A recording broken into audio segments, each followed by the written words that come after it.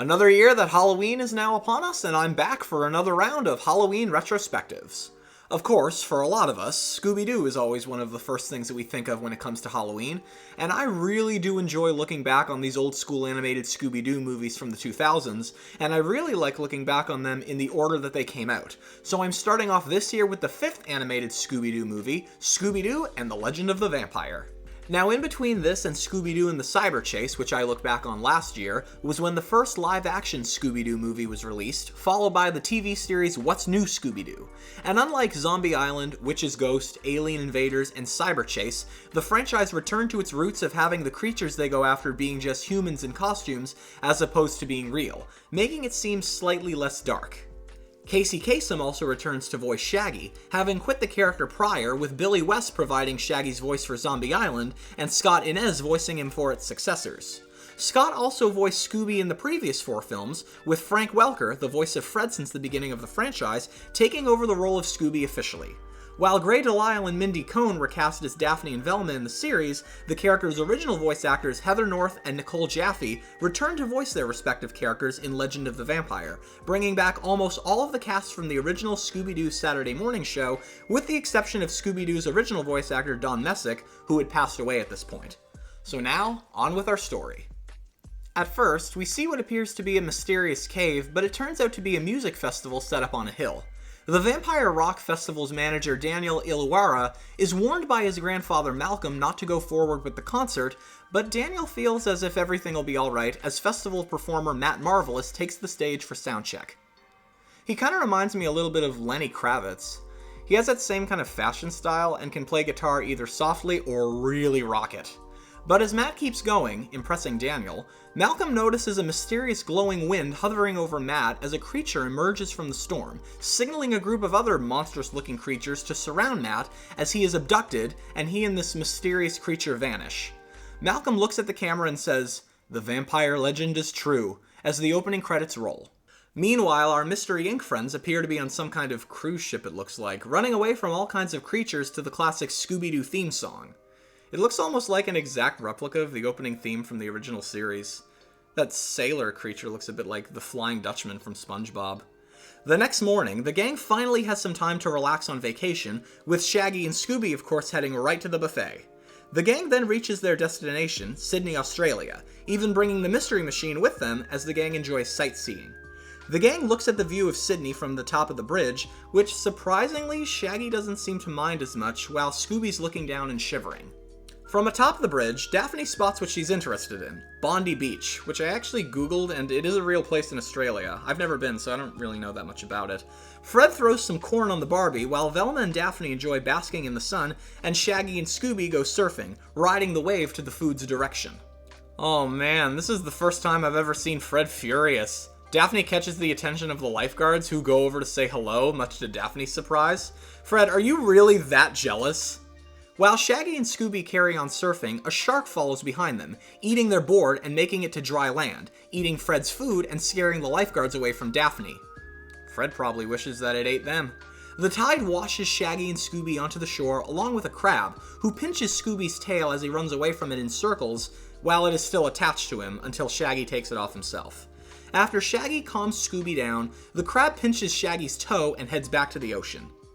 It seems as if Shaggy's a little bit smarter than Scooby. In the original series, they always had the same ideas, and I feel like in some episodes of What's New Scooby-Doo, Shaggy became less of a wuss than he was before, but let's just see what happens. Velma pitches the idea of the gang exploring the outback, much to the surprise of Shaggy and Scooby. Shaggy doesn't find this exciting, but then Fred points out a poster for the Vampire Rock Festival, thinking that this is something Shaggy might be interested in, but he and Scooby get nervous at the word vampire. Fred and Velma insist that there are no real vampires, and Daphne manages to convince the pair by stating that a rock festival is bound to have every concession stand that there could be. On festival grounds, band manager Jasper Ridgway is denied entry into the contest with his group Bad Omens by the festival's assistant manager Russell following Matt Marvelous's disappearance. According to Russell and Daniel, Jasper's last group Wildwind had disappeared a year before the events of this film, with the rumor being that the band members were turned into vampires, quite possibly the same vampires who kidnapped Matt Marvelous. Daniel gets worried and considers his grandfather's warning to postpone the show, but Russell insists that the show must go on. As the Mystery Inc. gang make their way through the Outback in the Mystery Machine, Shaggy and Scooby are more interested in playing what I can only imagine is Eric's Scooby Doo game from the Cyber Chase, finding the Outback boring, but Velma insists that there really is a lot for the pair to enjoy. As the gang stops for a picnic, having their Scooby snacks eaten by a parrot, Shaggy and Scooby ride kangaroos, with Scooby enjoying being in the pouch until the kangaroo's Joey kicks him out. The gang plays some football near the caves, only to have a snake catch their football. Scooby drinks from a watering hole, angering jaguars who chase him but stop for Velma to take a picture of them with Scooby. Shaggy and an iguana exchange looks, and Shaggy and Scooby get chased by an ostrich. After exploring the Outback, the gang makes their way to Vampire Rock for the festival. Velma researches the area and learns that it has been named Vampire Rock by the locals, who believe that the mythical vampire the Yowie Yahoo lives in the cave. Using a flashlight, Fred leads the gang to the festival's direction, but Scooby hears a loud growling noise as a pair of red glowing eyes peer from the woods. As Fred, Daphne, and Velma keep going, Scooby points this out to Shaggy, but nothing is there when he looks. Shaggy catches up to the rest of the gang as the same mysterious wind from before suddenly returns and the Yowie Yahoo emerges from it. Scooby races back to Shaggy, who finally notices when the vampire catches up to them, but seemingly disappears when Shaggy points this out to the rest of the gang. Velma continues to insist that vampires aren't real, but Shaggy points out the rattling noises in the distance, which Fred notes is moving closer as he spots the red eyes himself.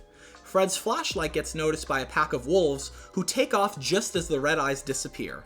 Just then, the gang hears the sound of music from the hill, heading to the direction of the festival, where their friends the Hex Girls from Scooby Doo and the Witch's Ghost are sound-checking for their opening performance at the festival.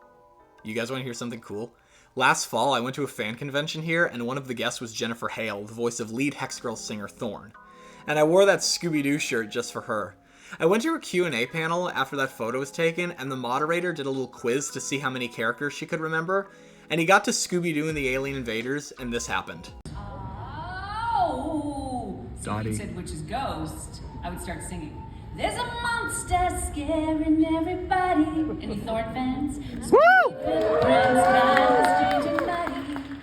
Cool, huh? Anyway, let's continue.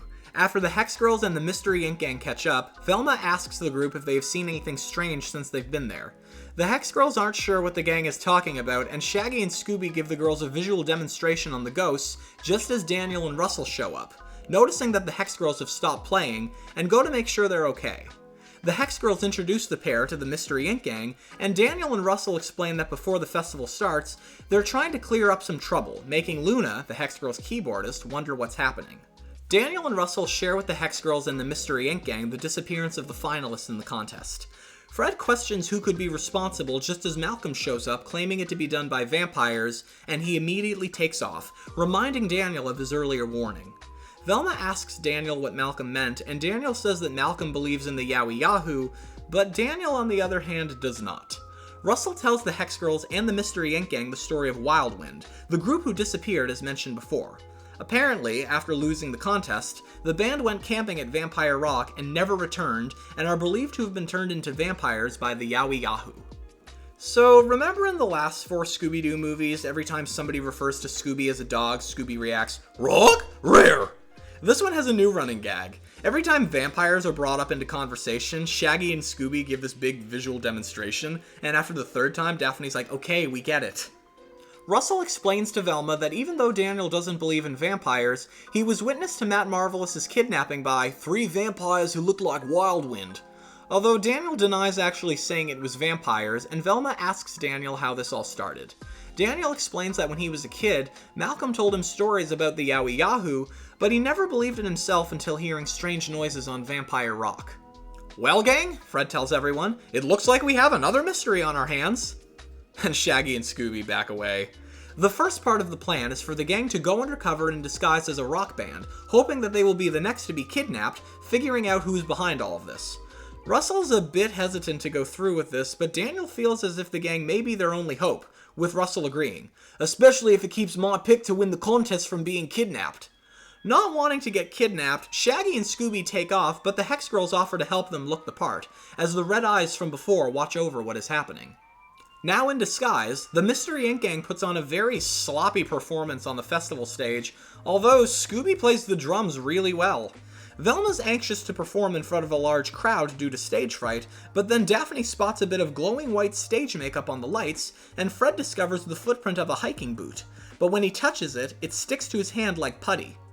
Just then, Jasper and the Bad Omens arrive, laughing at the Mystery Inc. gang for their disguises, unaware that they're undercover. The group's bass player Queen suggests that the gang take a break, with the group's drummer Jack stating, "It's time for a real band to play," but the gang sticks around to ask Jasper about the disappearance of Wildwind, but Jasper finds it too upsetting to talk about and he takes off. Now out of disguise, the Mystery Inc. gang carries on looking for clues, and Fred surmises that Jasper and the Bad Omens could be the vampires behind the kidnapping, but Velma isn't so sure. Fred has the gang split up, telling Shaggy and Scooby to see what you can dig up around here, as the pair drools over the concession stands. Like we'll leave no stone unturned! Fred, Daphne, and Velma head to a mobile home owned by Jasper as the gang plots to get Jasper to leave so they can inspect it, but it turns out the door is wide open. The gang sneaks in, and let me just say, it looks so cool. Reminds me a bit of my own room. While snooping around, the gang discovers costumes similar to those worn by the members of Wildwind. Meanwhile, as Shaggy and Scooby enjoy the concession stand, the mysterious wind before Matt Marvelous's kidnapping shows up behind Shaggy, with a trio of vampires creeping up on him. Now I'm not hungry at all! The vampires chase Shaggy and Scooby all around the concession as the pair disguise themselves as chefs in an Italian food tent, serving pasta to one of the vampires. Scooby sprinkles garlic powder on top, hoping to defeat the vampire, but he eats the entire thing. Realizing their plan didn't work, the pair hide at a jewelry stand, with one of the vampires noticing as the pair throws jewelry at it, causing it to slip. The pair then find themselves in a hall of mirrors as the third vampire sneaks up on them. All three vampires follow the pair into a tanning booth, with Shaggy pushing each of them into tanning beds, setting it to danger, but that doesn't work either. On festival grounds, while the Bad Omens are rehearsing, Shaggy and Scooby run across the stage trying to get away from the vampires, messing up the band's rehearsal as the Yowie Yahoo hovers over the group and has his vampires kidnap the Bad Omens in the same way they did to Matt Marvelous. Just then, Fred, Daphne, and Velma arrive wondering what has happened. After Shaggy and Scooby explain, Fred asks what the vampires look like, and Shaggy answers that they look just like Wildwind, pointing to a poster of them, but adding, "Only scarier!" After Fred realizes that Jasper isn't a suspect, he shows up upset over another artist being kidnapped, lamenting, "I should have stayed with them instead of going back to my trailer," as Fred raises an eyebrow. Just then, Daniel shows up, also wondering what happened, and Jasper explains to him in distress that the Bad Omens were kidnapped. Fred formulates a plan to have the Mystery Inc. gang, Jasper, the Hex Girls, and Russell camp out on the site, but Daniel explains to Fred that the entire festival staff took off, including Russell. Jasper then questions what would happen if the vampires showed up while they're sleeping, to which Velma comes up with the idea to have the gang take turns being on guard, with Fred assigning Shaggy and Scooby to be the first. The pair slowly tries to creep away, but Fred catches up to them before they can race off, with Velma asking, "Would you do it for a Scooby snack?" as Daphne adds a second one to the deal. Shaggy answers, "There might be room in my tummy for a Scooby snack." Really? After eating everything at the concession stand? But while on the job, Shaggy and Scooby fall asleep, but are woken up by a very mysterious noise. In a wide shot, it looks like a pair of car headlights, but the pair instantly jump to conclusions and think it's the sound of vampires as they race off. But it just turns out to be a group of bikers. The vampires are in a motorcycle gang? The bikers introduce themselves to the Mystery Inc. gang as two skinny dudes, to which Shaggy responds, "Like me too!" But it turns out they're another band named Two Skinny Dudes, as they officially introduce themselves as brothers Barry and Harry. Hey, you know what this made me think of? There was an episode of What's New, Scooby Doo, where the Mystery Inc. gang comes across the original owners of the Mystery Machine, which turned out to be a tour bus for a band called the Mystery Kids, siblings Andy and Mandy Dinwiddie. And they had a brother Randy, who was more interested in computer science than music and was always being forgotten about. You know, the rhyming names, Harry and Barry, Andy and Mandy, and the fact that they were both in bands. Anyway, back to Legend of the Vampire. Daniel introduces himself to Barry and Harry, expressing how happy he was that the pair made it okay. Harry asks, "Why wouldn't we?" Daniel answers honestly about the kidnappings of other artists, with Shaggy mentioning vampires. But Barry and Harry just laugh it off, just as Fred questions where they've been if they weren't kidnapped, believing them to be suspects. But as it turns out, the brothers were only exploring Vampire Rock, deciding to camp up there to take in the view. However, Harry claims that the two haven't seen any vampires. Daniel tells the pair that after the Bad Omens and Matt Marvelous were kidnapped, other artists performing at the festival took off due to fear. Harry and Barry realize that they're the only band left, asking if they win the prize, but Daniel claims to have entered the Mystery Inc. Gang into the contest, as Shaggy and Scooby play harmonica and banjo, much to the surprise of the two skinny dudes as a string on Shaggy's banjo breaks, even waking up Jasper. Daniel introduces the two skinny dudes to Jasper, who says he's heard nothing but good things about them from Russell and offers to be their manager. This makes Velma very suspicious and goes back to Fred's theory of Jasper being a suspect. The Mystery Inc. Gang takes Daniel with them in the Mystery Machine to talk with Malcolm about vampires, as Velma does some research, learning that vampires hate sunlight, cannot walk across running water, their power becomes stronger the more people they put under their control, and they don't appear on film when having their picture taken. After Daniel introduces Malcolm to the Mystery Inc. Gang, the gang notices Malcolm making smoke signals to call his tribal council meeting. Daniel points out, "You could just use the phone." Or email, this was in 2003. The gang finds this interesting, and Malcolm explains that he's burning wood from a red gum tree, with its flowers now in full bloom and being used to make honey. Scooby goes to check it out himself, only to annoy a koala, who laughs at him when he gets stuck in the gum from the tree. Daniel and the Mystery Inc. Gang take Malcolm to the council meeting in separate canoes as Velma asks him about the legend of the Yowie Yahoo, but Malcolm is hesitant to share. Fred asks about Wildwind, and Malcolm answers that because they went to Vampire Rock after dark, it was easier for them to be caught by the Yowie Yahoo, informing the gang that the only thing that can defeat the vampires is sunlight. Or the dingo. Believing that the dingo could be a cousin of Scooby's, Shaggy figures that it might be just what they need to help out, but Scooby doesn't agree just as a crocodile shows up behind the boat. Scooby tries to alert Shaggy, but he's too focused on rowing. But when Scooby looks behind himself again, the crocodile is nowhere in sight. But then when Scooby faces front, the crocodile returns and bites Scooby's tail as he jumps out of the boat in pain. But as Shaggy rows away, the crocodile opens his mouth as Scooby lands inside. The crocodile goes back at the bottom of the lake to relax, but is woken up as Scooby tries to escape, successfully doing so and hiding from the crocodile on top of Daniel's head? Daphne comments, "Looks like vampires aren't the only monsters around here." As the gang keeps canoeing up the river, Malcolm notices a smoke signal from a friend on the other side of the rock, responding to Malcolm's from earlier. Shaggy is impressed by this and asks Malcolm to teach him how to make smoke signals as an SOS for when the vampires come back, although Shaggy thinks SOS is Save Our Shaggy. The Mystery Inc. Gang, Daniel, and Malcolm make it to the festival as the Hex Girls are on stage, as the Yowie Yahoo and the rest of the vampires return, with the rest of the Mystery Inc. Gang in shock to see it with their own eyes as the vampires kidnap the Hex Girls in front of the whole festival crowd, who boo when Daniel announces that the festival will be paused. Daniel starts to believe that Malcolm was right and tries to find Russell to cancel the rest of the festival, but Fred comes up with a plan. The gang makes their way to Vampire Rock, and Fred has the gang split up, with Fred, Daphne, and Velma checking one side, and Shaggy and Scooby checking the other, although the two chickens want to join the rest of the team. But Fred decides to stick with the plan.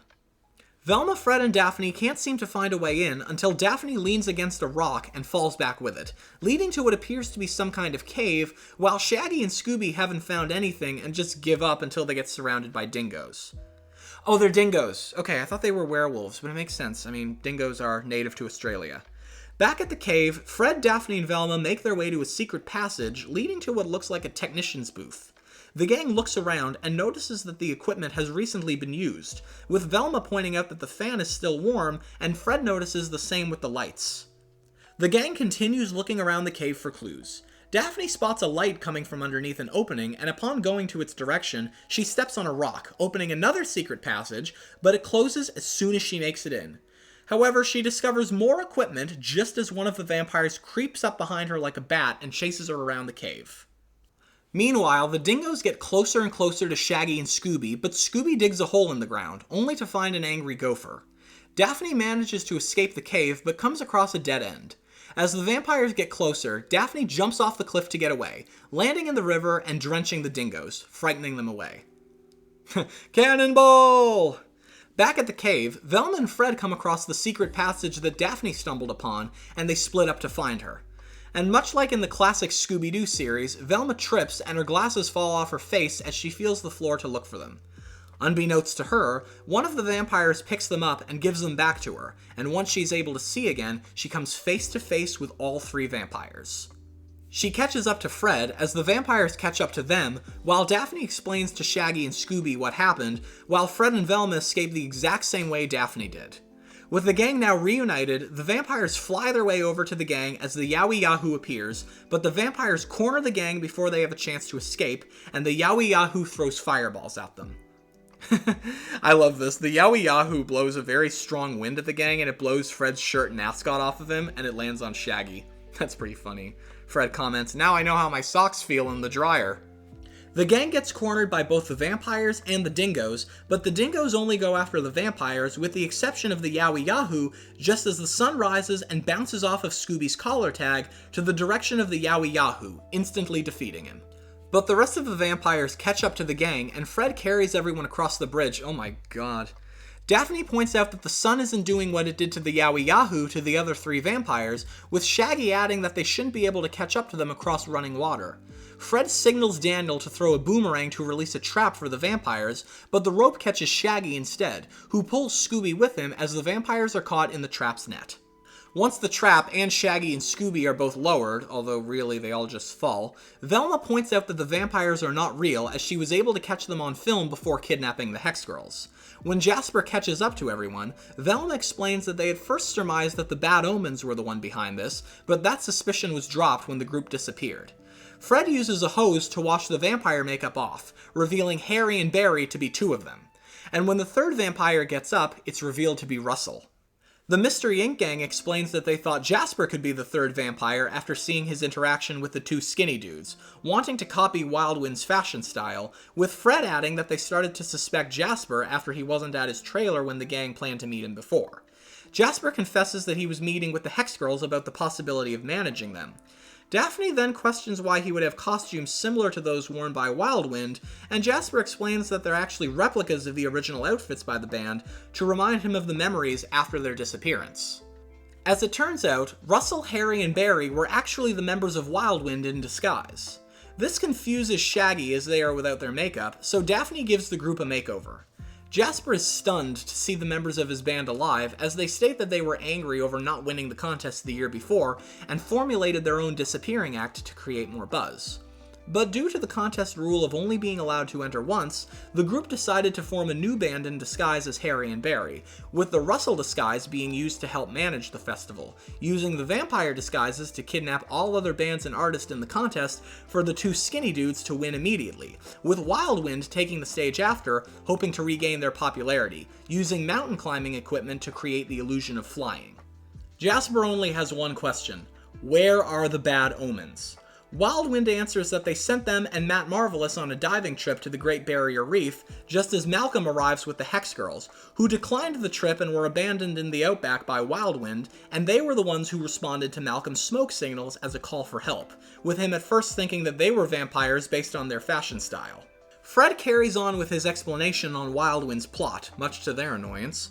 Wildwind used special effects and holographic discs to create the Yowie Yahoo, which is how the sunlight was able to reflect off of Scooby's collar. With the mystery now solved, Malcolm apologizes for his belief in vampires ruining Daniel's show, and Wildwind says to the Mystery Inc. gang, and we all know how it goes, "We would have gotten away with it too, if it weren't for you meddling kids." Daniel then realizes that with all of the other contest entries eliminated due to them being kidnapped on stage and also Wildwind, the Mystery Inc. gang is declared the official winner of the contest as the Mystery Inc. gang closes out the Vampire Rock Festival, with Daniel naming their band the Meddling Kids. Thanks Wildwind for that one. So there we go, Scooby Doo and the Legend of the Vampire. I actually have not seen this one, or at least I don't remember it, but I hope you enjoyed it. This felt a lot like an episode of What's New Scooby Doo. The animation style was the same, the story was kind of the same. It was nice to have most of the original Scooby Doo cast back. And in addition, for a lot of us big-time Scooby Doo fans, you'll notice a change in the Mystery Inc. gang's style. Their outfits in the last ones were more modern, this one went back to their 60s style from the original series. Anyway, thanks for watching, and I'll see you next time. I've got some more Halloween videos that are going to be happening, and I can't wait for you to see them.